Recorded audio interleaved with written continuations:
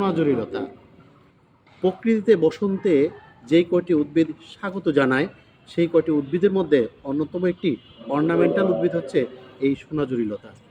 উদ্ভিদটির বৈজ্ঞানিক নাম পাইরোস্টিজিয়া ভেলোসিটা। এই উদ্ভিদটির আদি নিবাস আমাদের সেই লাতিন আমেরিকা, পেলের দেশ ব্রাজিল এবং দিয়াগো আর্মান্ডো ম্যারাডোনার দেশ আর্জেন্টিনা। এই উদ্ভিদটির কাণ্ড যদি আমরা লক্ষ্য করি, এটি বেশ কাস্টল প্রকৃতির, একদম কাস্টল প্রকৃতির, শক্ত কিন্তু লতানো। এর গায়ে এরকম মোড়ানো মোড়ানো চিকন চিকন ট্যান্ড্রিল আছে, যাকে আমরা বাংলায় বলি আকর্ষী। এই যে আকর্ষীগুলি দিয়েই সে অবলম্বনকে পেঁচিয়ে পেঁচিয়ে আঁকড়ে ধরে এক একটি উদ্ভিদ প্রায় 70 থেকে 75 মিটার লম্বা হয়ে থাকে।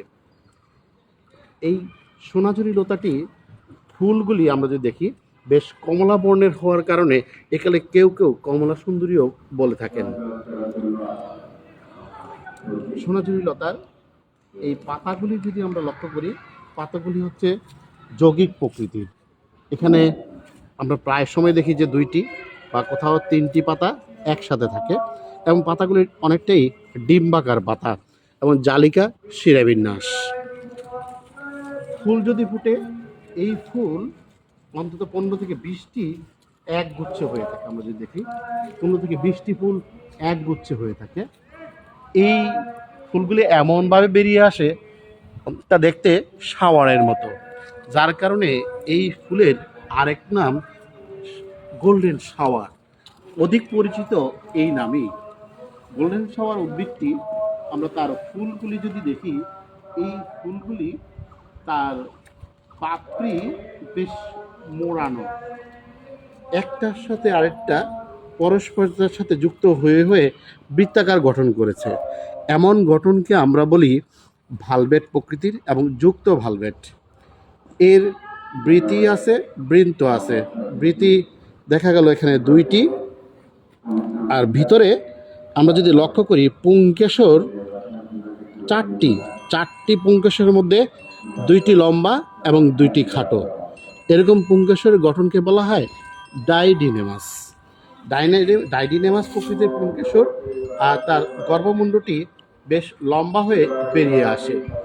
এর পুষ্পটি 5 থেকে 7 সেন্টিমিটার পর্যন্ত লম্বা হয়, পরবর্তীতে এর ফল ধরে। উদ্ভিদের এই গঠনে আমরা যদি দেখি, তার এমন একটি গঠন যে আমরা দেয়ালের চারপাশে অথবা যদি আমাদের বড় কোনো আঙ্গিনার বা বিল্ডিংয়ের চারপাশে লতার মতো বেয়ে যাওয়ার সুযোগ দেই, এমনভাবে ফুল ফুটবে যে দূর থেকে যে কারোই নজর কাড়বে এর পুষ্পমঞ্জুরিগুলি।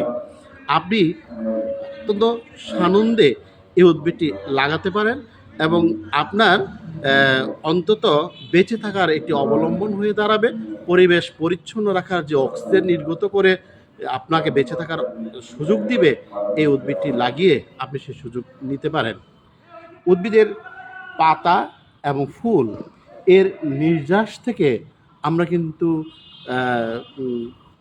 কিছু রোগের ক্ষেত্রে ওষুধ হিসাবে আমরা ব্যবহার করতে পারি, বিশেষ করে ডায়রিয়া, জ্বর, তারপর হচ্ছে আমাদের অ্যালার্জিজনিত বা শ্বাসকষ্টজনিত রোগের ক্ষেত্রে আমরা এই ফুলের বা পাতার কাঠ ব্যবহার করতে পারি। উদ্ভিদটি বংশবিস্তার যদি আমরা খেয়াল করি, এর অঙ্গজ পদ্ধতিতেই মূলত বংশবিস্তারের পরিমাণটা বেশি হয়ে থাকে। আমরা ফল থেকে খুব বেশি একটা দেখিনি, চেষ্টা করিনি। এর কাণ্ডের দাবা কলম পদ্ধতিতে আপনি তার অঙ্গজ বংশবিস্তার করতে পারেন। যদি প্রয়োজন মনে করেন, সেক্ষেত্রে আপনাকে আমি সহযোগিতা করতে পারি কীভাবে আপনি এটা লাগাবেন। আপনার বাড়ির আঙ্গিনায় এই উদ্ভিদটি লাগিয়ে নিজের আঙ্গিনাকে আরও সৌন্দর্যমণ্ডিত করে সাজাবেন। আমি এমন প্রত্যাশা রেখি আজকে আমার এই উদ্ভিদ সম্পর্কে বর্ণনা সমাপ্তি ঘোষণা করছি। তবে আগামীতে নতুন কোনো উদ্ভিদ দিয়ে আবার আপনাদের সামনে হাজির হব। আল্লাহ হাফিজ।